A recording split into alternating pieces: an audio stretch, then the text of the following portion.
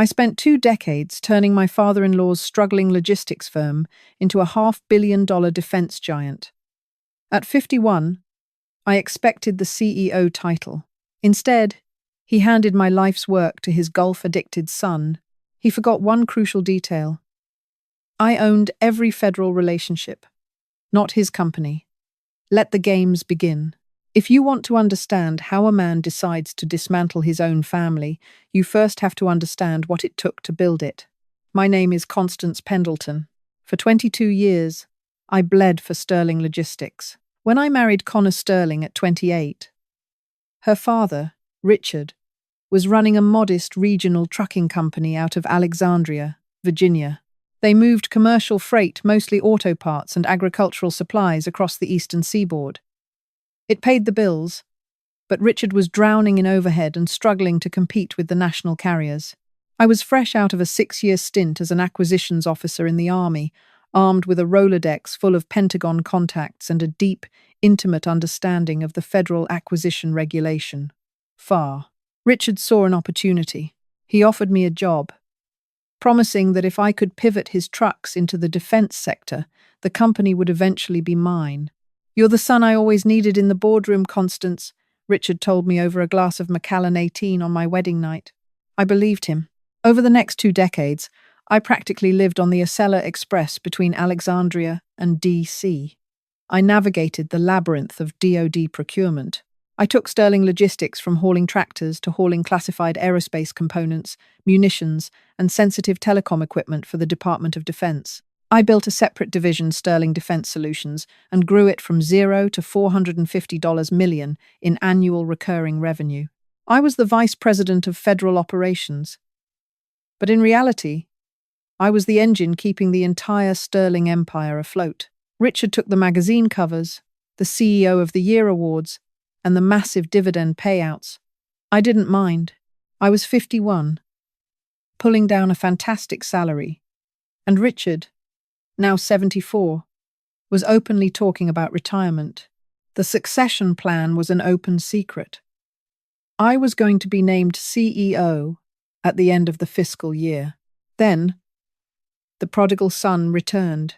Bradley Sterling was 10 years younger than me, and to call him a disappointment would be an insult to disappointments. Bradley was Richard's only biological son, a guy who treated his trust fund like a high score in a video game. He had spent his 20s and 30s launching a series of embarrassing startups funded by his father, a boutique hard seltzer brand that folded in 6 months, a crypto exchange that mysteriously got hacked, and a high-end golf apparel line that never shipped a single polo. When Bradley came back to Virginia in the spring, tail tucked between his legs and heavily in debt from his latest failure, Richard welcomed him with open arms. I tried to be supportive. Connor, my wife, pleaded with me to find a spot for him in the company. "Just give him a title, Constance," Connor said one evening, pouring herself a Chardonnay in our kitchen. "Dad's getting older. It breaks his heart that Bradley isn't involved in the legacy. Just make him a VP of marketing or something where he can't break anything." I should have seen the warning signs then. The word legacy. I gave Bradley a corner office and a 6-figure salary to essentially play solitaire and take clients out to congressional country clubs. I kept him 1,000,000 miles away from my federal contracting officers. In defense contracting, trust is the only currency that matters. Men like General Thomas Croft, the head of logistics acquisitions for the Eastern Seaboard and my closest professional ally, didn't deal with frat boys. They dealt with men who delivered on time, every time, under the threat of federal penalties. For 6 months, Bradley played the part. He bought custom Brioni suits, slapped a senior vice president title on his LinkedIn, and spent his afternoons at the Chevy Chase Club. I kept my head down, finalizing a massive 10-year, $1.2 billion blanket purchase agreement, BPA, with the Department of Homeland Security. It was the crown jewel of my career. It was the contract that would cement my promotion to CEO. Or so I thought. The annual board meeting in October was supposed to be my coronation. The mahogany boardroom on the top floor of the Sterling building overlooked the Potomac River. The autumn leaves were turning, casting a golden hue through the floor-to-ceiling windows. I had spent 3 weeks preparing the Q3 financials.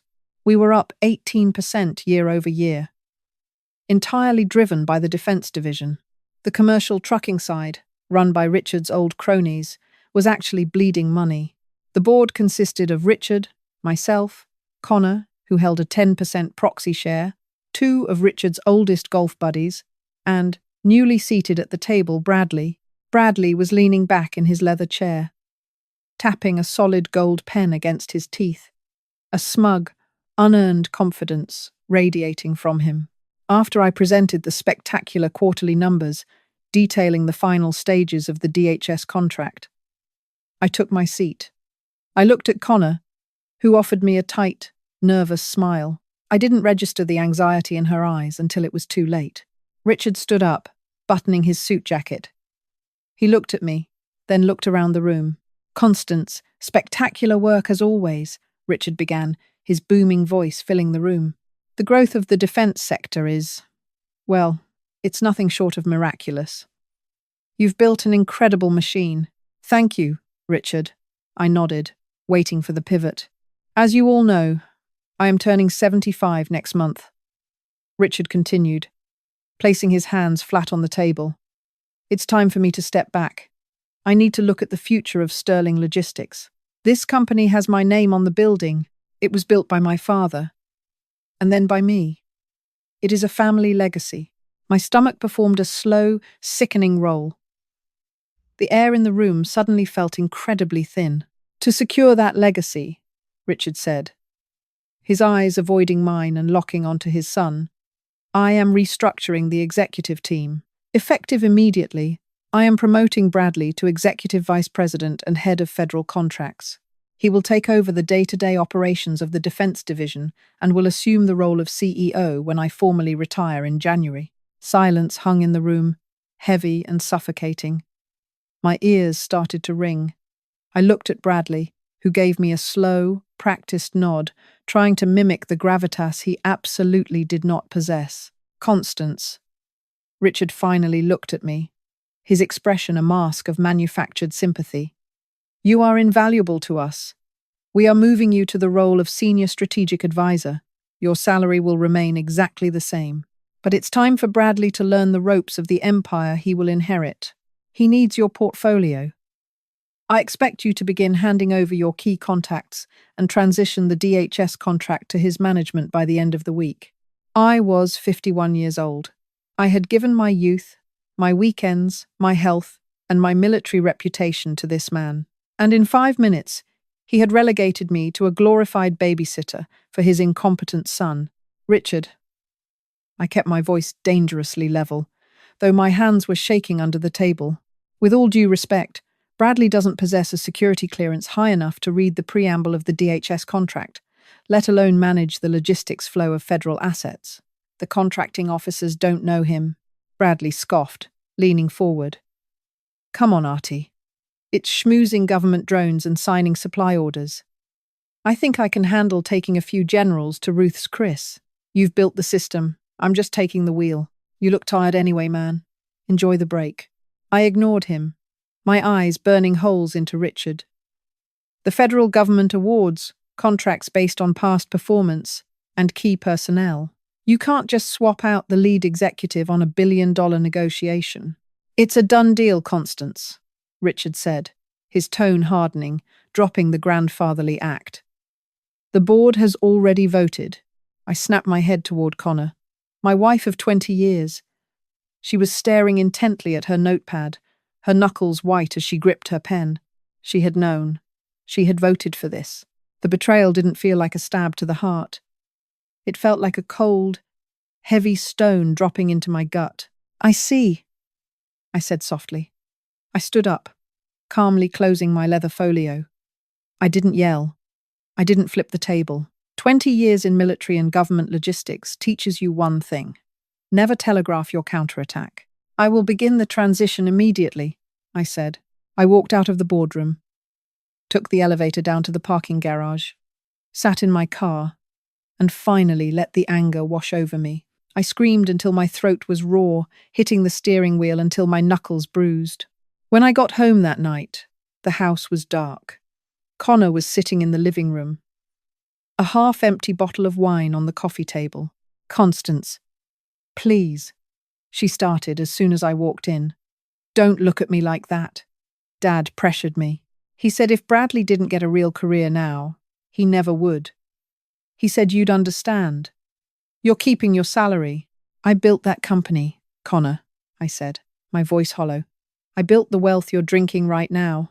Your father used me for 20 years to subsidize his dying trucking company, just to hand the keys to a boy who can't even balance a checkbook." "He's my brother," she snapped defensively, the guilt turning into anger. "And it is my family's company. You're acting like they fired you. You have a cushy advisory role now. Just let Bradley have this win. Let Bradley have this win." That was the moment my marriage truly ended, though the paperwork wouldn't be filed for another 6 months. I realized in that dim living room that to the Sterlings, I was never family. I was the hired help. I was the golden goose, and they thought they could just put me in a cage and let the idiot son collect the eggs. "You're right, Connor," I lied smoothly. "It is your family's company. I'll make sure Bradley gets exactly what he deserves." I went upstairs to my home office and locked the door. I didn't sleep that night. Instead, I pulled out my original employment contract from 22 years ago, blowing the dust off the PDF file. Then, I pulled up the specific, highly regulated text of the Federal Acquisition Regulation, specifically focusing on the clauses regarding key personnel requirements in DoD contracts. Richard Sterling thought he owned the Defense Division because his name was on the building. But the federal government doesn't care about the name on the building. They care about the name on the security clearances. They care about the man who holds the trust of the Pentagon. I wasn't just going to quit. I was going to let Bradley take the wheel. And then, I was going to tear the road out from under him. The transition of power began on a Tuesday.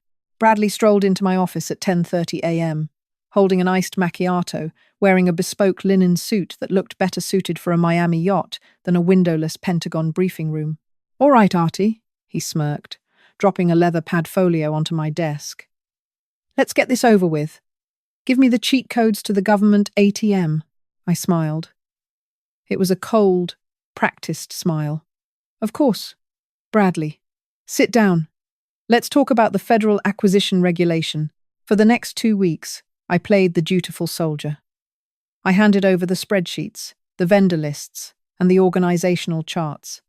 I walked him through the profit margins and the logistical supply chains. I gave him exactly what Richard had asked for, the mechanics of the business. But what I didn't give him was the engine. In the world of high-level defense contracting, spreadsheets don't win billions. Trust does.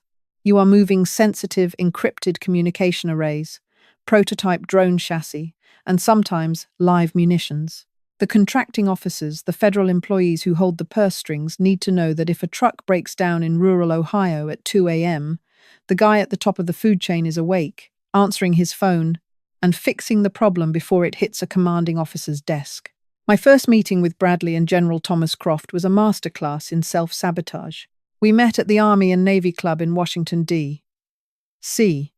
General Croft was a stern, no-nonsense veteran of the Gulf War who ate, slept, and breathed operational readiness. I introduced Bradley as the new executive vice president who would be handling the Sterling account. Croft's eyes narrowed, taking in Bradley's flashy Rolex and aggressively casual posture. "General, a pleasure," Bradley said, extending a hand and immediately calling him by his first name. "Tom, right? Constance here has told me a lot about the heavy lifting we do for you guys. I'm looking forward to streamlining some of these operations. I think we can find some synergies to cut down your delivery times and boost our margins." I watched a muscle feather in General Croft's jaw. "You do not talk about boosting margins to a 2-star general concerned with national security." "Mr. Sterling," Croft said, his voice dropping an octave, "we aren't delivering Amazon packages. We are moving Tier 1 assets. The only synergy I care about is absolute zero-fail compliance with DoD security protocols." Bradley chuckled, oblivious to the dropping temperature in the room. "Relax, General. I've run logistics for high-end retail. A box is a box." Croft looked at me. I met his gaze and gave him a nearly imperceptible, slow blink. We had known each other for a decade. He read the situation instantly. I am being forced out. This idiot is taking over.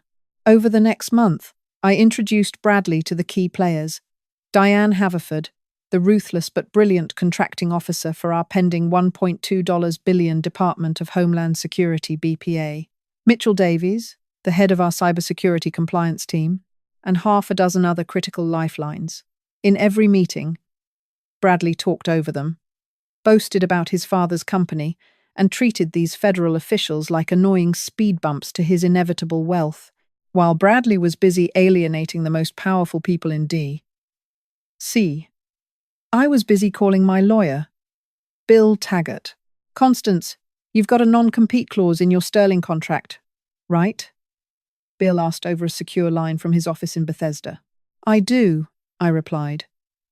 But read Section 4, Paragraph B. It specifically states that the non-compete is voided if my role is materially diminished in scope, authority, or compensation without mutual consent. Richard forced me into an advisory role. He stripped my authority. The non-compete is dead paper. He'll fight you in court, Bill warned. Let him, I said. By the time it gets to court, I won't just have his contracts. I'll have his reputation. Bill, I need you to quietly register a new entity. Pendleton Defense Logistics. And since I'm a service-disabled veteran, fast-track the SDVOSB certification. We are going to war. At home, the atmosphere with Connor had turned toxic. We slept in separate bedrooms. She was entirely invested in the illusion her father and brother were selling. At Thanksgiving dinner, Richard raised a glass of champagne to toast Bradley's brilliant new leadership, completely ignoring the fact that the Q4 numbers were coasting purely on the momentum of contracts I had signed 6 months prior. I clinked my glass, drank the champagne, and counted the days. The trap was set. Now, I just needed Bradley to step on the wire. The federal government operates on a concept called key personnel. When the Department of Homeland Security, or the DoD, awards a massive contract, they aren't just betting on the company. They are betting on the specific executives named in the proposal. The government mandates that if these key personnel leave the company or are removed from the project, the contractor must notify the government immediately and provide a replacement of equal or greater qualification, subject to government approval. If the government doesn't approve the replacement, they can terminate the contract for default. The $1.2 billion DHS contract, the one that was supposed to make Bradley look like a genius, had my name, Constance Pendleton, explicitly listed as the Key Personnel Program Manager. I had written the proposal. My security clearance and my military background were the foundational pillars of the award. In early January, Richard formally retired, and Bradley was officially named CEO of Sterling Logistics. His first act as CEO was to fire Mitchell Davies, our head of cybersecurity compliance, to save $180,000 a year on salary. Bradley replaced him with a junior IT guy who used to fix the office printers. It was the fatal mistake I had been waiting for. On a freezing Tuesday morning in February, I walked into Bradley's newly redecorated office. He was putting on a putting green he'd had installed near the window. "Artie," he grinned. "What's up?" "Come to watch the master at work." I handed him a single sheet of paper. "This is my formal resignation, Bradley. Effective immediately." He stopped his putter mid-swing, frowning. "Whoa! Hold on. You can't just quit. You're my advisor. Dad said you'd stay on. I advise you to learn how to read a federal contract," I said calmly. "I'm done." Bradley rolled his eyes, taking the paper. "Fine. Whatever. We don't need you anyway. The DHS contract kicks off next week, and I've got it fully handled. Go play golf, old man." He had no idea. I walked out of the Sterling building for the last time. 30 minutes later, sitting in my car, I sent an encrypted email to Diane Haverford at DHS and General Thomas Croft at the DoD. Subject: Departure from Sterling Logistics. Body: Please be advised that I have formally resigned from Sterling Logistics. As the designated key personnel on the pending DHS BPA and several active DoD supply lines, I am legally obligated to inform you of my departure. I hit send. And then, I watched the Sterling Empire burn to the ground. Within 48 hours, Diane Haverford initiated a catastrophic audit. When she discovered that Bradley had fired the lead cybersecurity compliance officer, a direct violation of the Cybersecurity Maturity Model Certification, CMMC, required by the contract. She didn't just pause the contract. She issued a show cause notice, demanding Sterling Logistics explain why they shouldn't be immediately terminated for default. Panic erupted. My phone rang 50 times a day. First Bradley, then Richard, then Connor. I let them all go to voicemail. By Friday, Bradley had completely bungled a critical delivery of encrypted comms equipment to Naval Station Norfolk because his new streamlined trucking routes didn't account for federal way stations and hazardous material clearances. General Croft lost his mind. He pulled Sterling's security clearance for that specific supply line, grounding 20 trucks and millions of dollars of hardware. The following Monday, Richard showed up at my house. He looked 10 years older. The swagger entirely gone. "Constance, you have to come back," he pleaded, standing on my porch in the freezing rain. "Bradley is in over his head. DHS is threatening to pull the billion-dollar BPA. The DoD is locking our trucks out of the bases. The commercial side is failing. If we lose the defense division, we go bankrupt." Externed. "You already lost the defense division, Richard," I said, leaning against the doorframe. "You lost it the day you put nepotism over competence." "I'll give you CEO," he begged. "I'll fire Bradley today. You can have the title, the corner office, whatever you want." I looked at the man who had used me for 2 decades. "I don't want your company, Richard. It's toxic. The government doesn't trust you anymore." I closed the door on him. The next morning, the hammer fell. Diane Haverford officially rejected Bradley Sterling as the replacement key personnel. DHS terminated the $1.2 billion contract with Sterling Logistics for default. General Croft followed suit, offloading Sterling from the primary DoD logistics schedule. Sterling Logistics stock plummeted. They were blacklisted, but the federal government still needed their hardware moved. The DoD and DHS were left with a massive logistical vacuum, and they needed a cleared, trusted entity to step in immediately. That afternoon, General Croft and Diane Haverford held an emergency sole source procurement meeting. They awarded an emergency, fast-tracked contract to a newly certified, service-disabled, veteran-owned small business that already had all the right contacts, the exact operational blueprint, and a CEO they trusted with their lives. That company was Pendleton Defense Logistics. The transition wasn't just seamless. It was a devastating display of federal efficiency when motivated by sheer necessity. Within 72 hours of the Department of Homeland Security terminating Sterling Logistics, Pendleton Defense Logistics was fully operational. I hadn't just prepared the paperwork. I had prepared the army. I signed a 6-month lease on a windowless, concrete-floored warehouse space in Arlington. It smelled like industrial cleaner and stale coffee, a far cry from the mahogany and leather of the Sterling executive suites. But the men and women sitting at the folding plastic tables didn't care. Remember Mitchell Davies, the brilliant cybersecurity director Bradley fired to save a few bucks? I had hired him the very next morning. In fact, I hired the top 20% of Sterling's defense division. Every competent project manager, supply chain analyst, and compliance officer who saw the writing on the wall when Bradley took over had quietly handed in their resignations. They walked out of a panicking, screaming Sterling Logistics and walked directly into my warehouse. We ran on adrenaline, bad pizza, and a shared sense of righteous vindication. Mitchell had our encrypted CMMC compliant servers up and running in 48 hours. General Thomas Croft and Diane Haverford didn't miss a beat.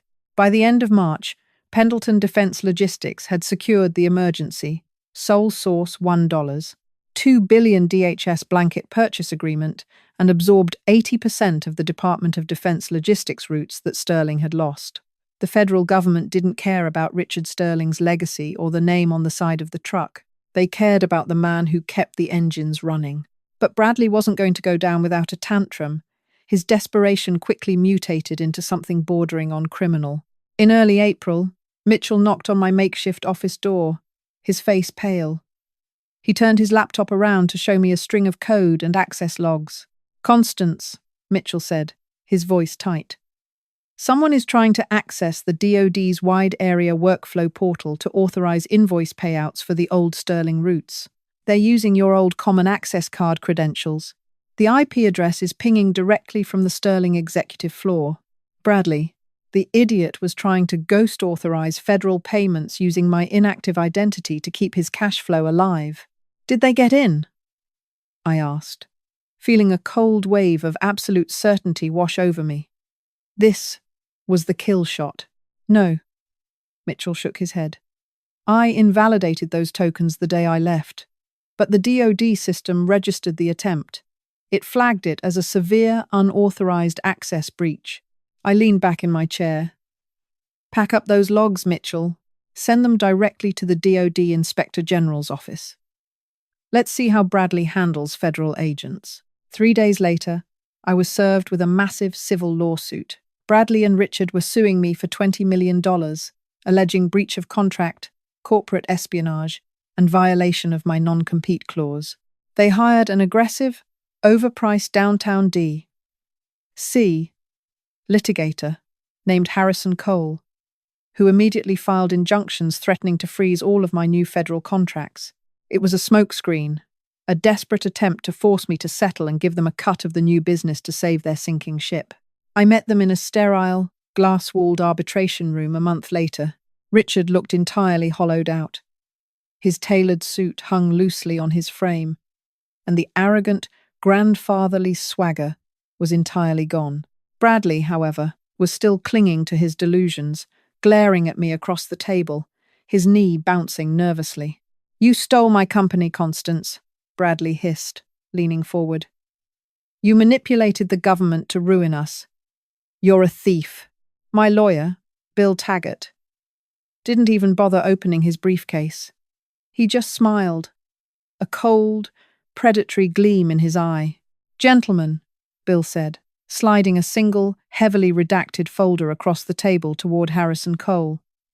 "This is a sworn affidavit from the Department of Homeland Security, signed by Diane Haverford. It explicitly states that Sterling Logistics was terminated for default due to your failure to meet compliance and maintain key personnel.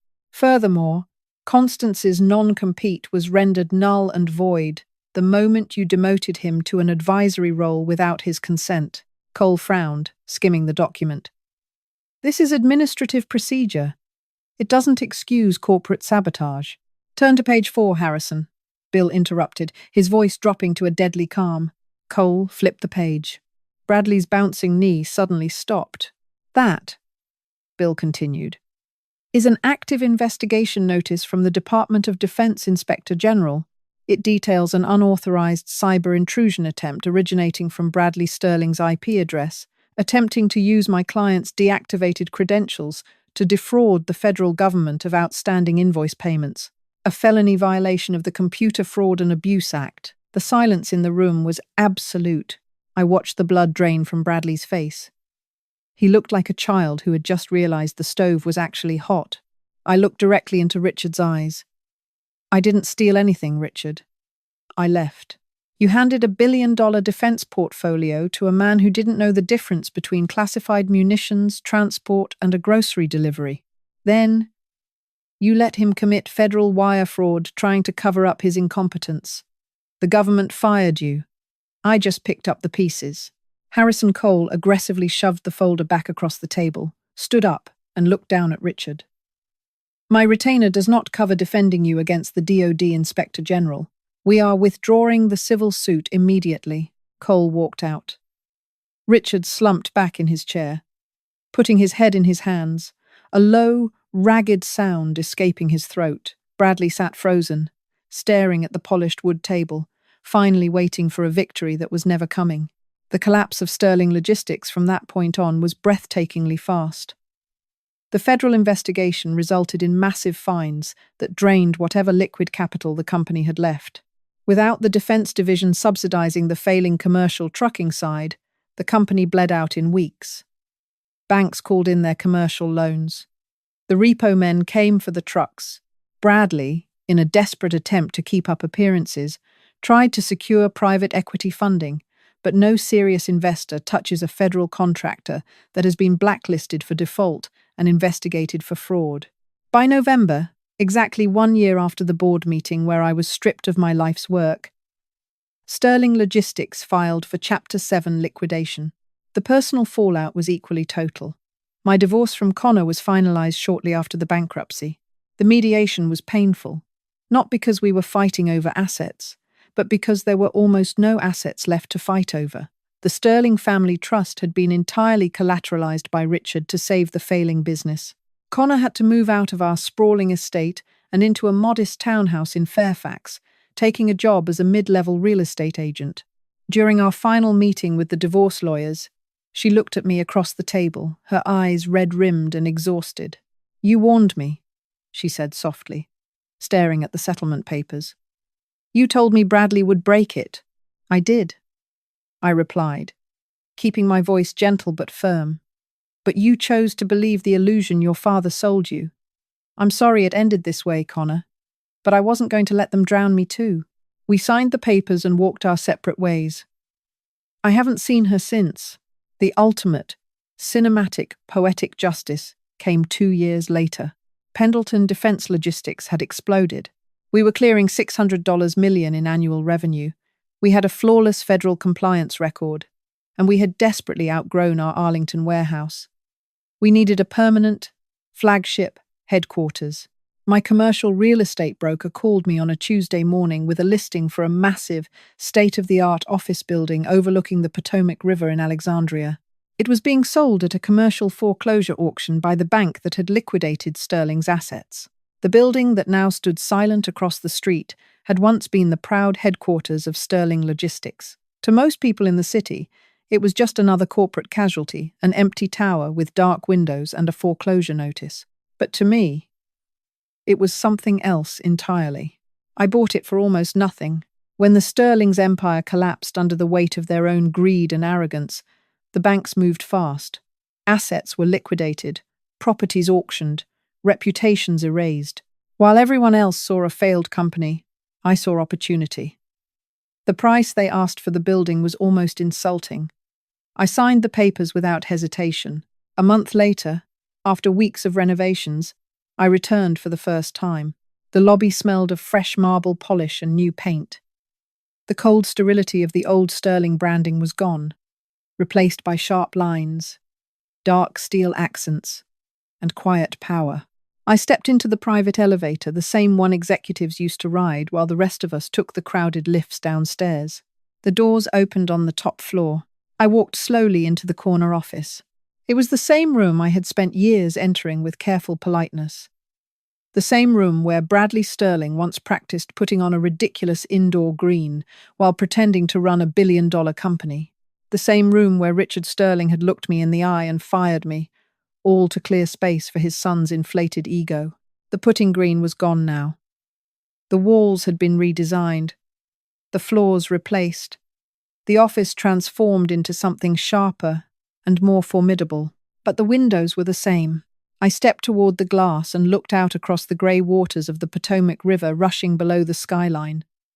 For a long moment, I simply stood there, letting the silence settle. Outside, the massive stone sign that once read Sterling Logistics had been torn from the ground. In its place now stood a sleek steel monument engraved with a new name, Pendleton Defense. I had given the Sterling family 20 years of my life, my effort, my loyalty, my youth.